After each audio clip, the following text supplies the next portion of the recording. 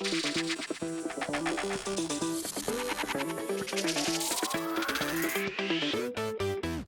Chicago Bears traded back multiple times on day 3 of the NFL draft and took flyers on athletic freaks today in every single round. What's going on, guys? I'm back with another Chicago Bears draft reaction video. Usually I do one video per player, but because the Bears traded back so many times and accumulated so many picks today, and just for the interest of time, I'm combining all the day 3 picks into this one video. So I'll be talking about all the picks, breaking them down in this video right here. But yeah, day 3 was pretty wild. Okay, it's actually not done by the time I'm recording this. I'm waiting on the 7th round pick to still happen, which I'll include at the end. But the Bears traded back 2 times, okay, one with the Buffalo Bills again, and then they traded with the Rams to acquire a future pick. And it's pretty interesting because every time they traded back, a running back went off the board. And that was true for day 2 as well. They traded back after Travion Henderson went off the board in the 2nd round. And then on day 3, they traded back multiple times after running backs went off the board. So I'm curious if these are running backs that the Bears were targeting, and because they weren't available,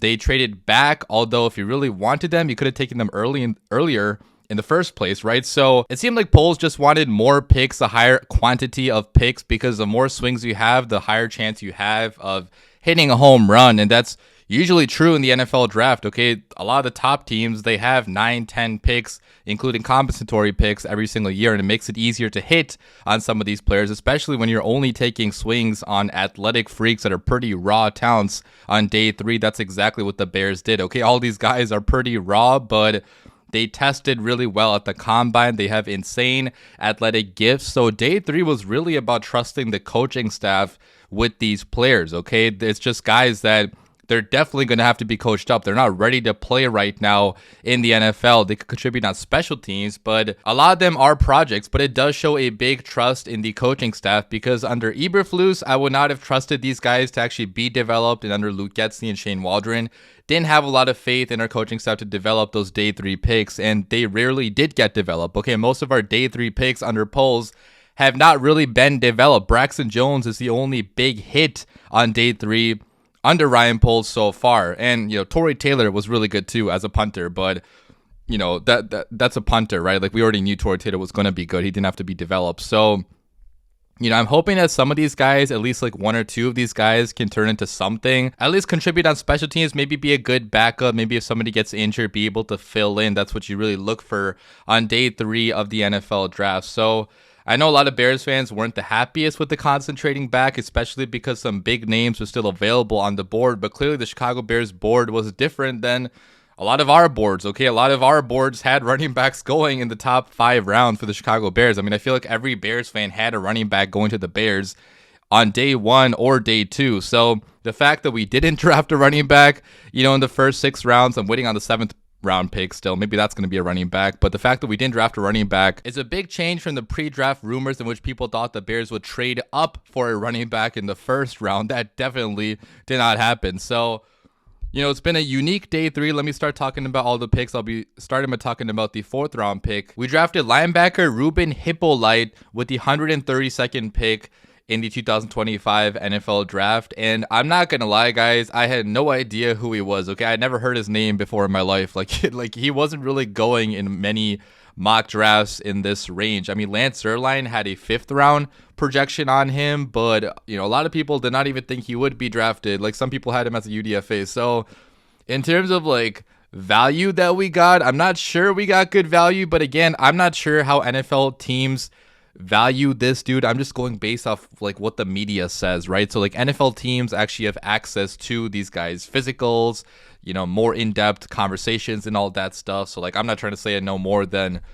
NFL teams do, but yeah, it was definitely an interesting pick, okay, because he is an athletic freak, okay? If you look at his RAS score, he tested really well. He ran an insane 40 time, 4.42, and at his pro day, he actually ran a 4.39 reportedly. So one of the fastest linebackers, probably the fastest linebacker in this entire draft class, although he's pretty small, okay, 5'11", 236, so there was some conversation I saw on Twitter about moving him to safety potentially. That could be an intriguing idea to see what he can do at safety, because with his speed, I mean, this guy can move very, very well. And if you do want to use him at linebacker, like the speed, if you want to use him as a blitzer, this could be pretty intriguing. But looking at his career at Maryland, so he was a 5-year player, so he's definitely on the older side. But reading through some of his stats, you guys can see 2021, he has 62 tackles. 2022, only played 9 games, 24 tackles. But then 2023 had 66 tackles, 3 tackles for loss, 1 sack.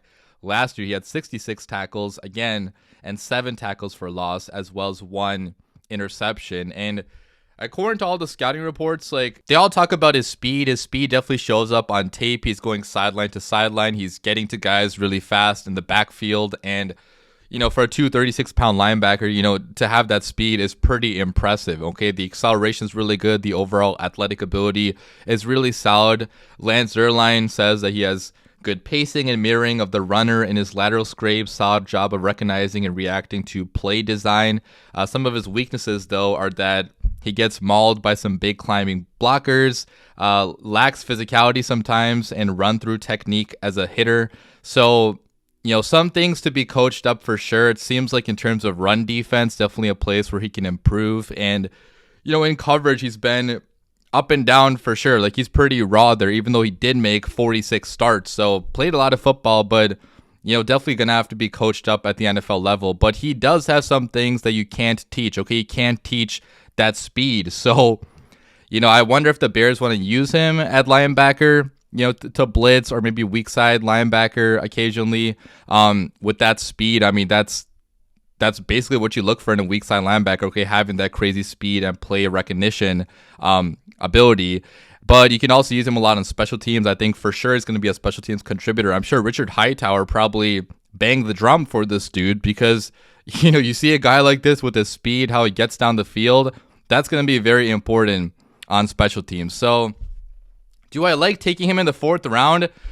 I'm not so sure because, even though it was a end of the 4th round pick, it does seem like somewhat of a reach. But again, I'm going to try to trust the coaching staff on this one. Hopefully Dennis Allen has ways to utilize him, and hopefully Richard Hightower also can utilize Hippo Light on special teams. So, pretty interesting pick right there. Going to the next pick, we drafted cornerback Zaw Frazier with the 169 pick in the 2025 NFL Draft. This was a 5th round pick, and he's out of Texas San Antonio, so pretty small school. He had to transfer from a community college too, so pretty cool story that he made it to the NFL. But yeah, a guy that just has insane athletic gifts. And did the Bears really need a cornerback? Not per se, but you can never draft too many cornerbacks because that's a position that gets very injured, and that's a position you need a lot of depth at because teams play, nickel and dime a lot in the NFL, like with all these, 4 or 5 receiver packages that sometimes are on the football field. Like, you need a lot of cornerbacks on the football field, and Tyreek Stevenson has had a lot of up and downs during his young Bears career. Last year was a really bad year out of Tyreek Stevenson. You got Terrell Smith, who's been pretty okay in replace for him, but I'm not mad at drafting another really athletic cornerback because if Dennis Allen thinks he can develop this dude, there's a lot to like in his physical abilities. Pulling up his RAS score, you guys can see he tested fantastically. 4.36 40-yard dash time. That's insane. Athleticism, he blazes down the football field. Pretty good explosion, pretty good agility, and height's pretty good, okay? 6'2", 186 pounds. He's got some physical gifts that, again, you simply can't teach. I mean, with that speed, with that height, pretty solid all around if you can coach this guy up. Looking at his stats, so at UTSA, last year he was really good in terms of getting ball production, okay? He had 6 interceptions last year. That's crazy to have 6 interceptions in 1 year. So crazy productive turning the ball over last year. He had 24 combined tackles, 1 tackle for loss. Before that, he didn't have any picks.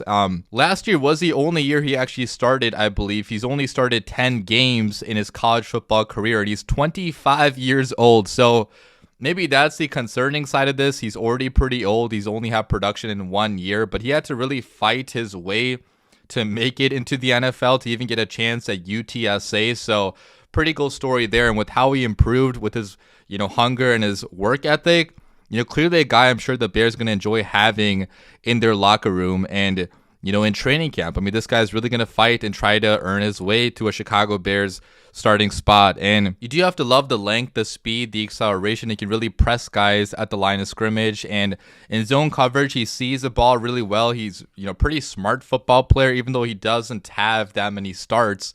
And he is an older guy. So, again, a little bit of risk there involved, but I think it's a risk worth taking, okay? If Dennis Allen thinks he can, really turn this guy into a stud or maybe a starting cornerback one day, like I could really see it with all the production he had last year at UTSA. So, that pick definitely was okay, I would say. And then going to the next pick in the 6th round, we drafted guard Luke Newman out of Michigan State with the 195th pick in the 2025 NFL draft. And I did want the Bears to add a guard at some point. I wasn't really the happiest with our interior offensive line depth, even though we do have Bill Murray, Ryan Bates, maybe okay players. I wanted to take a chance on the guy to develop, so I'm definitely okay with this pick. I mean, he's a very athletic dude. Again, okay, an athletic freak, okay, matching the theme of all these day 3 picks. If I pull up his RAS score, tested fantastically, okay, 9.69 RAS. Look at the 40 time, the 20-yard split, 10-yard split. He's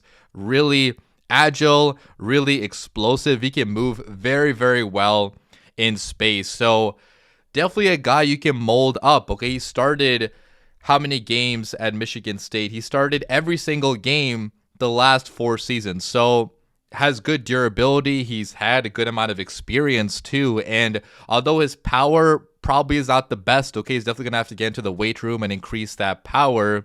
If you can get him into NFL weight room, develop this guy, and really, put him into the system under Dan Ruchar, maybe he could be something eventually. Okay, that's what you're doing with these late picks. You're trying to take flyers. You're trying to take swings on guys that have fantastic traits, have things that you can't teach, but hopefully your coaches teach them the other things, the technique, the fundamentals, getting them into the weight room to get them stronger. Like, these are all things that can be coached up and taught. And looking at his scouting report, he did go up against Mason Graham at Michigan, and according to Lance Zierlein, showed pretty good reactive quickness against Mason Graham.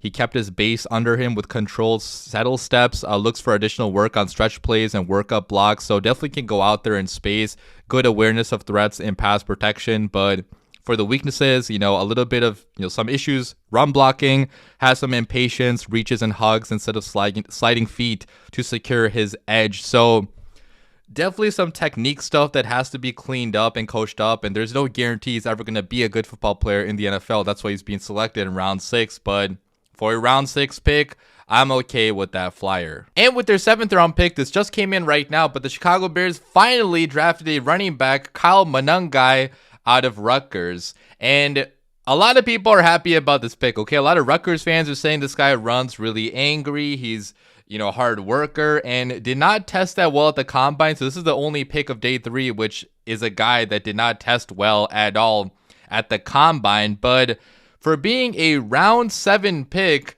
this is a pretty good pick by Ryan Poles. Okay, according to the highlights I've seen floating around Twitter right now and just looking at the scouting reports, his production and all that, seems like a very good flyer to take in round 7 and a guy that could become a fan favorite for the Chicago Bears fan base by the end of training camp and preseason, because his running style is pretty fun to watch. He gets a lot of yards after contact. He's a guy that can really use his power to his advantage. He runs angry, he keeps his feet moving, and always finds ways to, get positive yardage. He was really productive at Rutgers. If I read his stats right now, he had back-to-back seasons of 1,200 plus rushing yards. 2023, he had 8 touchdowns. Last year in 2024, he had 13 touchdowns. So extremely productive. Okay, a workhorse back for Rutgers, and 5-year player there. Didn't play at all his freshman year, but played the last 4 years, and last 2 years is really when he broke out. So to get a guy with this level of production in the Big Ten, that's pretty good value in the 7th round. And again, watching him on tape, it really seems like he's one of those guys that runs angry, a guy that fans really love to root for, because you can tell they're always giving their full 100% every single down. And a fun stat here is that Kyle Monangai has actually never fumbled in any game he's played in college football. He's had a lot of carries. He's had 669 carries at the college level, did not fumble a single time. That's a very important stat. Okay, the ball security is so good with him. In terms of pass protection, according to what I'm seeing, is really solid in pass protection. So he could be, on the football field on third down, although he didn't have much receiving production. So, we'll have to see if he can catch the ball out of the backfield. He didn't really do that at the college level. But in terms of pass protection, really solid there. So, again, the testing was not that good. If I pull up his testing right now, like 4.6 40-yard dash is pretty bad. 10-yard split and 20-yard split was okay, but like he doesn't have the breakaway acceleration, the breakaway speed to, get the 75, 80-yard touchdown runs, but he can, pile up a bunch of 5, 6-yard runs, 7, 8, 9, 10-yard runs to really wear out a defense over time. He kind of reminds me of Jordan Howard in some ways, not exactly, obviously, but the fact that this is a later round drafted running back that, was pretty productive in college. Both Jordan Howard and Monangai were pretty productive. They both ran angry and, turned into fan favorites. So that, if we get a Jordan Howard here in round 7, that'd be a pretty fantastic pick. Okay, if he can be productive, at least for his rookie contract, that's what the Chicago Bears need out of him. Is he going to be the starter right away on this team? I don't think so. Probably not. He's probably going to be more of a complimentary back in a rotation with DeAndre Swift and Roschon Johnson, but who knows? Okay, anything can happen. Okay, in the NFL, 7th round running backs become starters all the time. Okay, the Chiefs went to the Super Bowl with a 7th round drafted running back. So it's not impossible for him to be the starter, but I feel like this year is just going to be in a rotation with the rest of our guys. But I'm definitely a fan of this pick. But yeah, leave your comments down below, guys. What do you guys think of the Bears picks on day 3? I'm seeing a lot of hate for Ryan Poles for day 3, which, I can understand. Like, he reached maybe a little bit on some of these picks in terms of just where these players are ranked relative to the consensus boards. But yeah, some of them maybe were not the best value, at least according to consensus mocks. But it's hard to know what teams think of these players. The consensus mocks are not always very accurate. And rounds 4 to round 7, the players are graded pretty similarly usually. Like, if a player is going in round 4, sometimes they could also go in round 7. Like, the talent level is not that different from round 4 to round 7. So, overall, I was okay with day 3 to take swings on these high upside ceiling guys that if you can coach them up, they can become something, because you're not going to expect much else out of a, 5th, 6th, 7th round pick. The 4th round pick, Hippolyte, that was a little bit, maybe not my favorite pick, but again, hopefully Dennis Allen can get something out of him, and I'm going to hope that this coaching staff knows what they're doing, because if they do, this draft class could turn into be a pretty good one. But yeah, leave your comments down below, guys. As always, bear down.